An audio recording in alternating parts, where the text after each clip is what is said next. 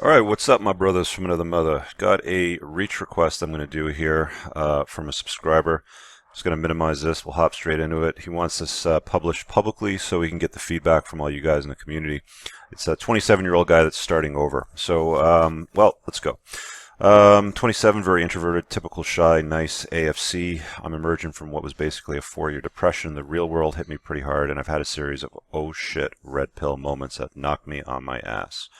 All right. Was raised super religious, purity ring type. Found out that was BS. Became disillusioned with the public education system and being raised to value a good, safe job. I bought in the rat race without realizing it, and of course became aware of my blue pill nice guy programming as an extra strong dose of being raised by a single mommy. All right, well, that's a pretty good formula for getting not very good results, obviously, which is where you've been, and your blue pill conditioning. So let's see if we can read a little bit further and assess it. I'm done playing the self-pity victim game. Slow clap.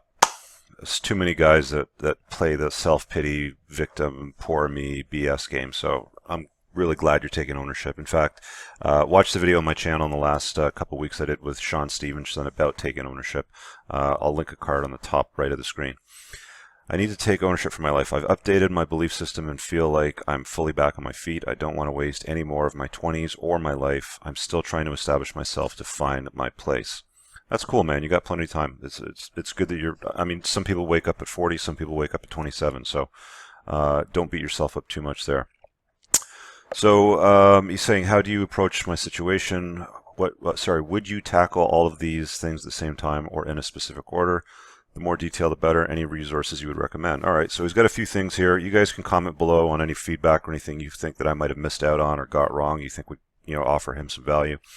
But he says, my situations and goals. First things, I gained a lot of weight. That is probably one of the most important. 60 pounds overweight in the last 4 years. Also acquired a bad porn masturbation habit as a result of my religious convictions on abstinence and purity. I've taken your advice on self-care and a good exercise and diet practice in place, down 20 pounds, still working towards at least 12% body fat, also limiting masturbation 3 or 4 times a month, trying to avoid porn altogether. So your self-care regimen, obviously you've put that at number one. What you look like and how you hold yourself out to the world matters. If you're carrying a lot more weight, it's not good. It's, there's lots of health implications. I can go down the rabbit hole of things obviously like bad joints, heart problems, diabetes, blah, blah, blah. The list goes on. So I don't need to lecture you there. Obviously, you've taken that advice to heart. Keep working on it. Of course, it's all pick up heavy shit, put it down, and abs are made in the kitchen. So before you get too wrapped up on a 12% number, you may or may not show abs at 12%. You might show them at 9%. You might show them at 14%. But they're typically made in the kitchen. So if you're looking for low body fat, pay very close attention to what you're putting in your face every day. With regards to your bad porn masturbation habit, what are you doing? You're limiting 3 to 4 times a month. So that's like once a week, basically.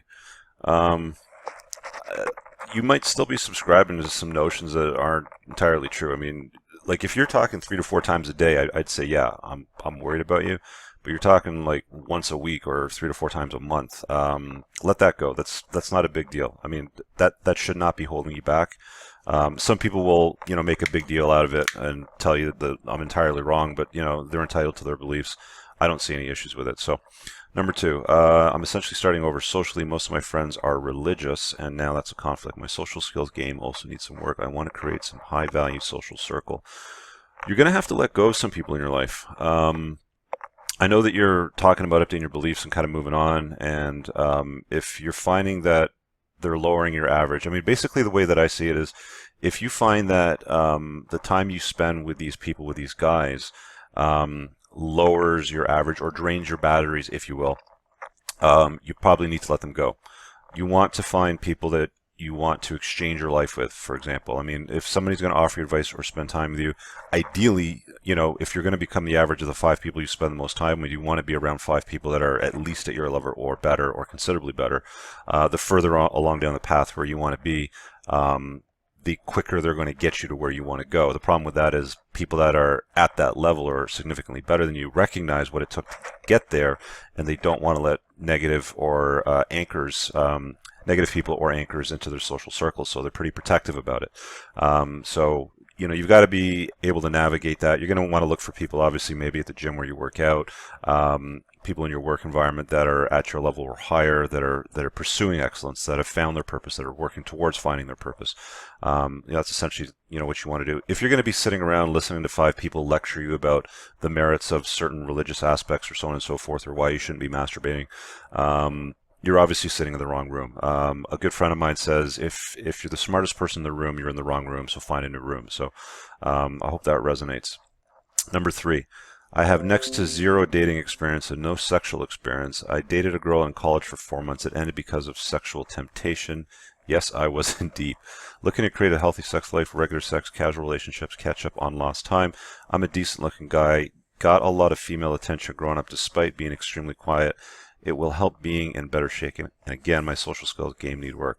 So far in a matter of priority, the self-care thing, number 1, will take care of number 3 with women. Because if you look hot, women are going to throw themselves at you, for the most part, if you're an alpha. You don't even have to be an alpha. I mean, like, you can be a blue-pilled alpha and still have women be very attractive and make it easier for you to, go out with them, date them, sleep with them, whatever you want to do. So number 1 will take care of a lot of number 3. This is your social circle, your influence. This is very important too. I don't know if I can prioritize these because these 2 here are probably going to be the most important that I've seen so far. Again, 1 will take care of 3. You're just going to have to get out there, dude. You're not going to score a goal if you don't get on the ice. You're going to have to get out there. You're going to have to make cold approaches. You're going to have to build up your confidence. You're going to have to deal with rejection. Rejection's a big, big part of what many guys deal with today. I'm just going to maximize this because I think this is an important point that I have to emphasize. Many men today do not know how to deal with rejection, and they end up in a very bad, dark place that leads them to hate their lives. They hate the people in it. They don't like women. They hate women. They think that the odds are completely stacked up against them, and it's not worth playing the game. So you definitely don't want to go into that space. You don't want to go in that arena. Taking ownership is a very good first step. But of course, as I kind of read through this and I'm looking at how deep you're into it, and you just like to have healthy and regular relationships with women, again, you're just going to have to get out there and play. You're going to have to go out there, get on the ice, score a goal. At some point you will. But the rejection part is going to be part of it. I think if you look at the stats on most guys, even these pickup artist guys, which I don't subscribe to, but I think they make you do like multiple cold approaches, maybe as many as 50 per night before you'll even get a couple numbers. So expect that to happen. Expect to get rejected by women. Expect to get rejected if you're using dating apps. They're not going to reciprocate. I do have some very good videos in my premium community, so I hope you're a member. If you're not, it's $10 a month, dude. You can just get in, watch the premium playlist, and there's some stuff in there on how to do a little bit better on the marketplace when it comes to meeting women. So that's number 3. That should not be a huge priority. I think that will fall into place naturally once you've taken ownership of your self-care and your social circle. It'll certainly kind of toe in line a lot easier. I don't want to spend too much on that. Number 4, I dislike my job and I feel stuck. It pays decent, $80,000, but I don't see a long-term future there. It's pretty long hours and drains my energy being an introvert. I don't know where you live. $80,000 could be a good amount of money, or it could be very little amount of money. I mean, if you lived in Toronto or New York City or LA, for example, $80,000 is not a lot. It's barely going to get you to scrape by. So, but you're saying decent, so let's just assume that it's a decent pay and it helps you get by. I hope you're living on your own and not with your mom. You've let that part of your life go. She's moved on. She's not trying to enmesh you or influence your day-to-day activities. So that's super important. You didn't mention that, but I'm going to declare that. I don't see long-term future there. Pretty long hours and drains my energy. So, have you thought about kind of throwing some feelers out there and looking for something that's more your speed? I mean, if you're not digging what you're doing, I mean, I've said this a lot of times. Again, we're going to maximize this to make this point. You're only going to go through life once. As far as we'll set aside the religious aspects of what happens when you die. Let's just say that that's it. That is it. There's a finite number of grains of sand in the hourglass. When it runs out, it's done. So don't put yourself in a scenario where you're stuck in a dead end job that you hate to buy shit that you don't need to impress people that you don't even like. your purpose is going to lead to the ultimate fulfillment. Great book by Robert Greene called Mastery. You might want to check it out. That's a really, really good resource. So I'll throw that out there at you for number 4. Most people won't find their purpose or won't achieve self-fulfillment or mastery if they don't go and find their purpose and pursue it. And for many, it's entrepreneurship. It might be an artistic venture. It can be a combination of some of those things. But definitely with what you're saying here, why are you wasting your time? You're just gonna have to go out there and feel it. And without having some back and forth dialogue, it's really hard to kind of explore that even further and go down different paths and have different conversations. But that's actually one of the benefits of being part of my private community. I mean, you'll get access to me and plus the other guys, so you can talk about stuff like this. But I'll leave that point at that.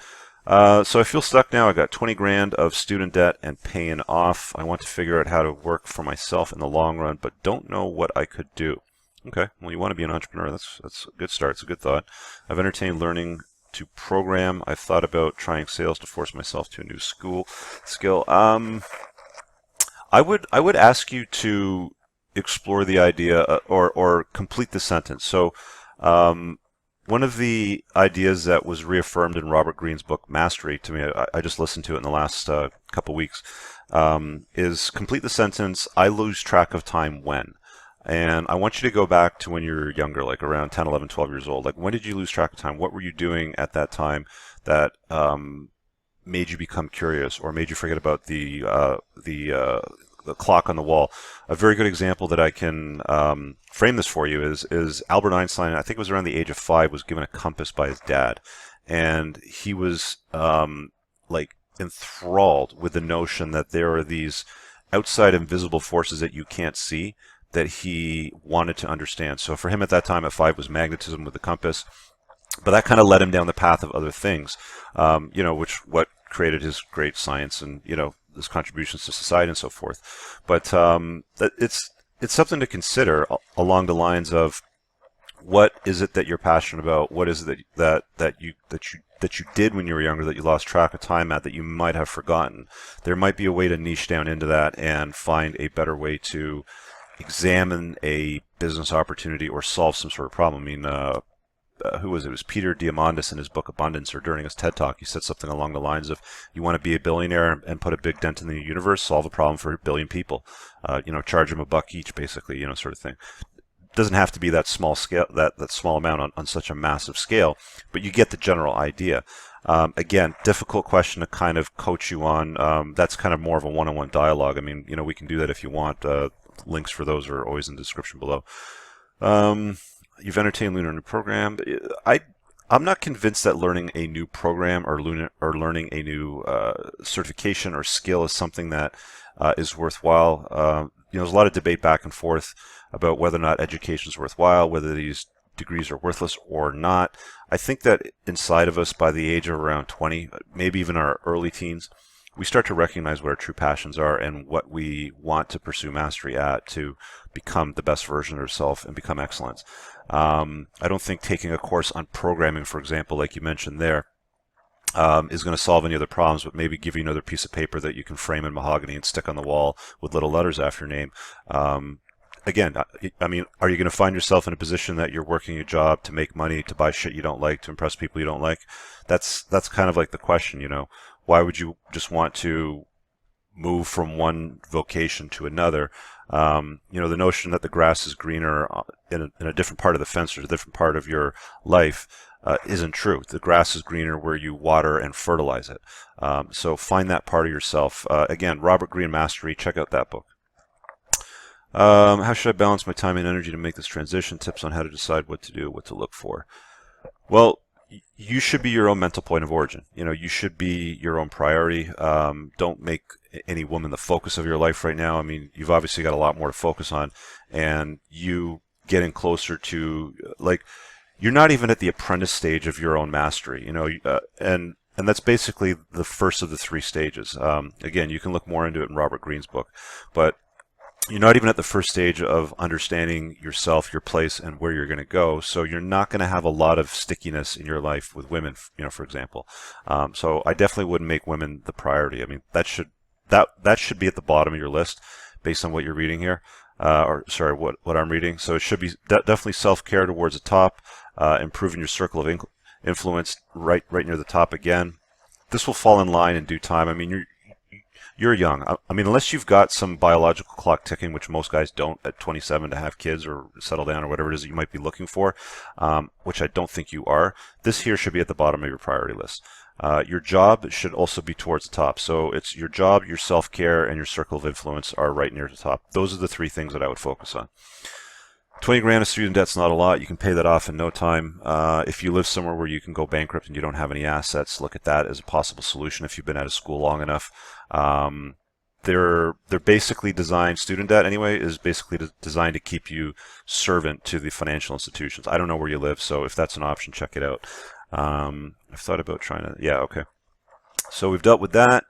I've been trying to talking to a therapist about all those too, but for more of your direct, no BS take. Okay, well, there you have it. You have my direct, no bullshit take on this problem. I'm not a therapist. I don't have a piece of paper on my wall that's framed with little letters after my name saying that I'm brilliant, but I'm pretty good at holding up a mirror and reflecting back on things that I see and, you know, point to some docs and kind of letting them, you know, connect so you can see the pattern.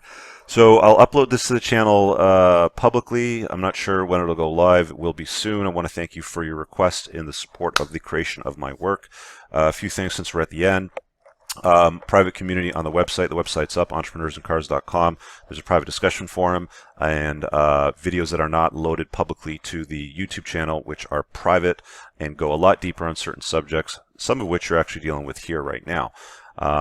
Two of them, I just uploaded one, a deep one on entrepreneurship, and also, of course, helping you guys with the sexual marketplace dealing with women.